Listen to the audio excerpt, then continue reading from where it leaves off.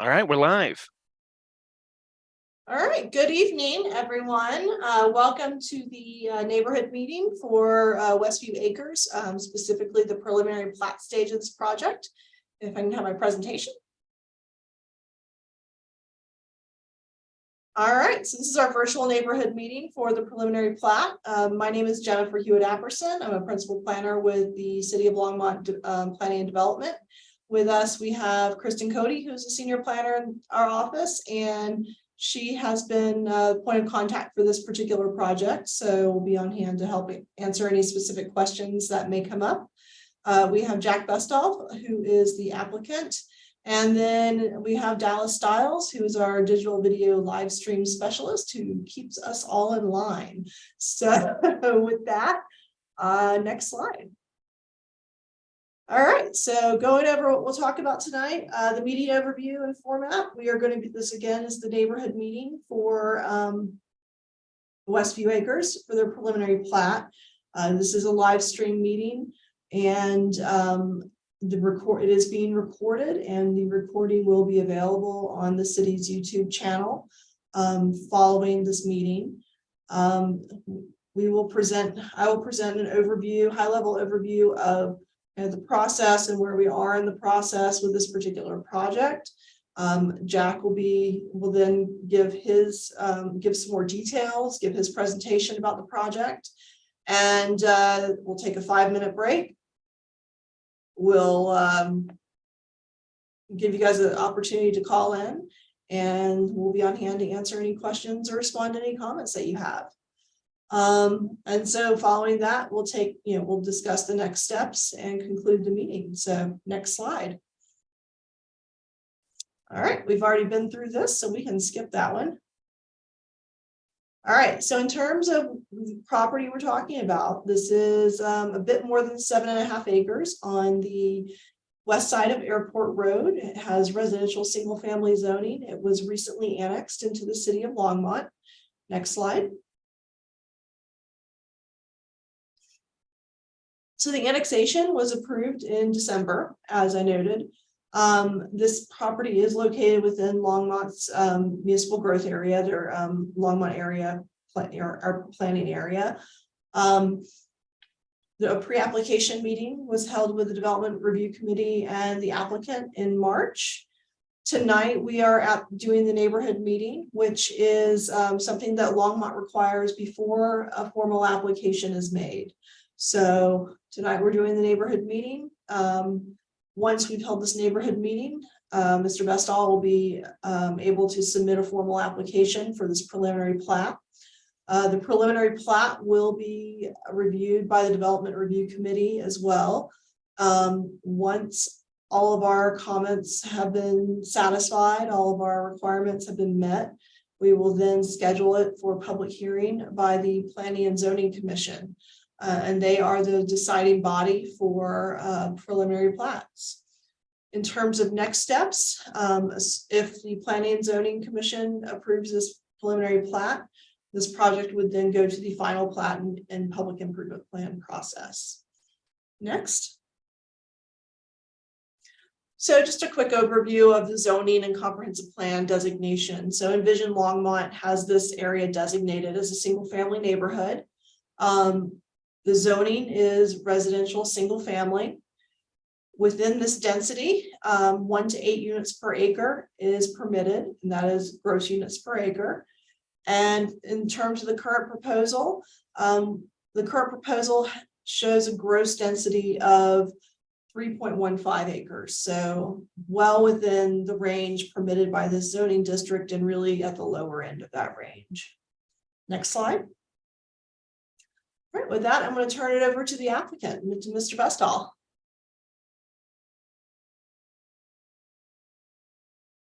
Thank you, Jennifer. I appreciate the background you provided. I think just to kind of start, the parcel is on the west side of Airport Road, and this shows the location there. With Summerlin to the south in the county, and Somerset wrapping around in the yellow. Next. This evening, I wanted to touch on some of the key highlights. This is really the beginning of the plat process. We're required to do a neighborhood meeting, as was mentioned, prior to making a formal application for a preliminary plat, final plat process. So overriding all of this is compliance with the Longmont subdivision code. And certainly as one of the conditions that the planning commission placed on this was that the drainage be compliant, the drainage report be compliant with city standards and specifications. We know that there's concern about drainage by the neighborhoods, by the number of meetings that we've already had and individual discussions. I can only say that the city has very significant requirements, and they're really overseen by the state in this regard. And we have to meet all of those regulations in terms of not only just runoff, but also the water quality aspect of that. And we not only have to meet those requirements, but that would be our intent anyway. Regarding the preliminary plat concept, we'll look at the concept this evening. And first of all, I guess I would say it's very similar to what was approved as an annexation concept. There are two aspects that I need to point out that are different. One is we are planning to remove the two existing houses. And we also are planning to increase from 22 to 24 lots. The annexation concept had 22. With regard to the conditions that the planning commission placed on the concept plan during the annexation process, and the council approved with these conditions, they required that we provide a robust landscape buffer and privacy fencing, and that the privacy fence be installed prior to construction. And that was the condition placed by the planning commission in the hearing, which the council included in there when they acted to approve. Next. So this is the location, currently has the two houses on it that we are planning to remove. Next.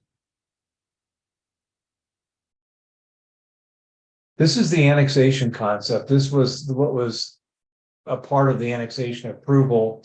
And you can see several things here. One is the two houses that we're going to remove. Another aspect is wrapping around the left, west, and the upper north area. We showed a buffer, and that's become one of the requirements. You also will note that there's 1, 2, 3, 4, 5, 6. We have 7 lots along the northern property and 5 lots along the airport road property line on the east or the right side of this drawing. So this really was what was approved as the annexation concept. Next. This is the preliminary plat concept. And we can take a look at this. Note that the 2 homes that I touched on earlier, they've been removed. Those are the houses there that are dashed out. Also note that there's 6 lots along the northern boundary line instead of the 7.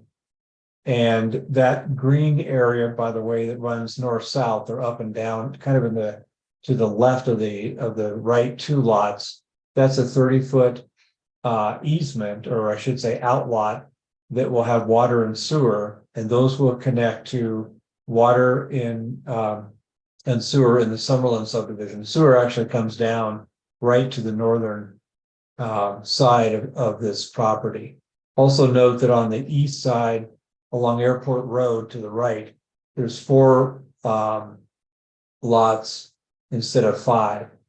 What we've done is we've placed 8 lots in the middle of the project there on that middle block. And they're a little narrower. They're not real narrow, but they're a little narrow and deeper. And we think that's a good way to maintain the type of project that we have after removing the 2 houses. On the left or west side, besides the buffer that wraps around to the north, we're maintaining a 1-to-1 relationship with the 3 lots on the western edge of the property. And on the south side, we have a 12 to 13-foot landscape buffer with no sidewalk along that south side. And of course, an additional 30 feet, which is the roadway and driveway, which constitutes a buffer on the south. Next. So the house removal, just to focus on that, the concept had the existing houses, which you've seen in the larger plan, and the concept for the preliminary plat, that you can see they've been removed. Next. On the lot reductions on the north property line, we had the 7 lots up there. We now have 6, so they're a little bit larger. We've also, the detention water quality rain garden area on the northeast or the upper right is a little bit larger, more open space there. And then we have the 20-foot buffer, landscape buffer running along the northern edge there. That's the same dimension as the west one. Next. So we looked at how to do a robust buffer, and we looked at the requirements in the city code. As I know you're aware that there's really no requirement to have a buffer between single family and single family. You can see on the second row down on the upper chart, buffer is the type by adjacent land use. It says residential subdivision between perimeter fence and frontage buffers. You can see if you go across to the right, there's an NA adjacent to single family detached in that column. So there's really not a requirement for that.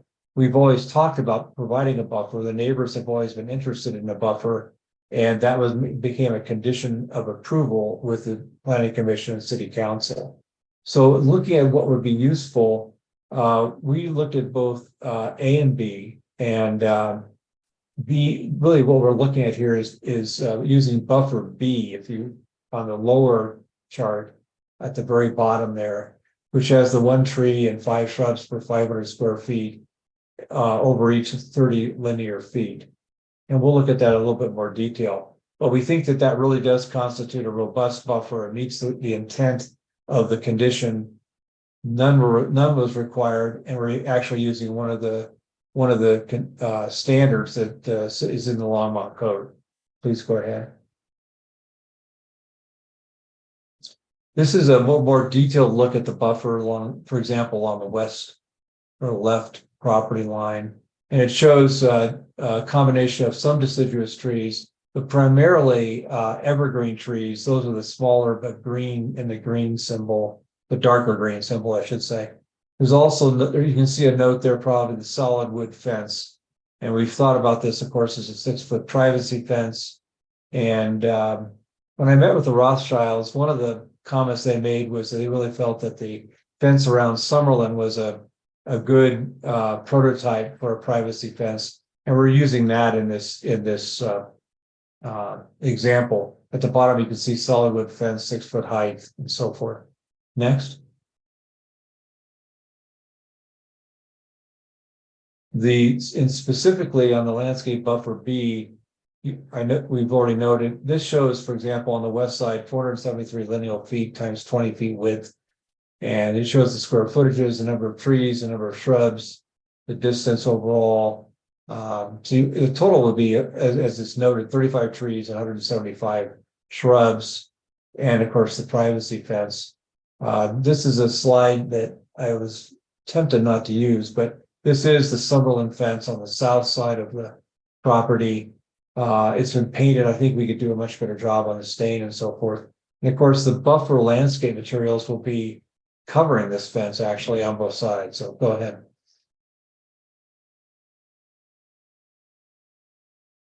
This shows a section cutting through the buffer. On the left side, you can see the 6-foot privacy fence and the 20-foot buffer and the deciduous tree. This is approximately 30 feet tall, as I recall, on this dimension. Next. This is the evergreens 30 to 40 feet tall, in the 20-foot buffer area. Privacy fence on the left side, you can see it indicated there. Next.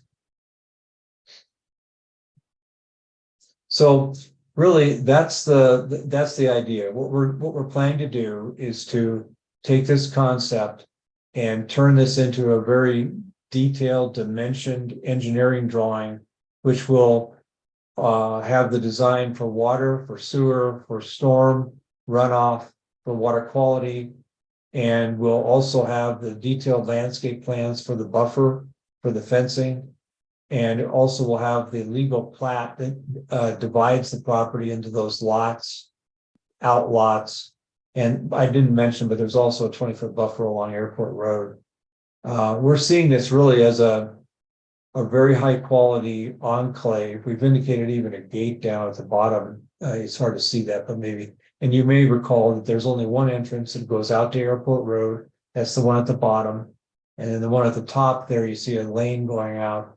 That's a emergency kind of EVA or emergency vehicle access only, if it would be gated. So we're not putting out more access points onto Airport Road. So 22 to 24 lots in this configuration is what we intend to work on and submit in the future after we receive your comments. Thank you.